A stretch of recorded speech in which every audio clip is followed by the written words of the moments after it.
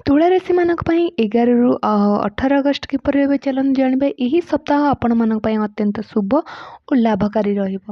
ଏହି ସମୟରେ ଆପଣଙ୍କର ସମୟ ଭିତରେ ଆପଣ କାର୍ଯ୍ୟ ପୁରା କରିବେ ଓ ଆପଣଙ୍କର ଇଚ୍ଛା ଅନୁସାରେ ପରିଣାମ ପ୍ରାପ୍ତ ହେବ।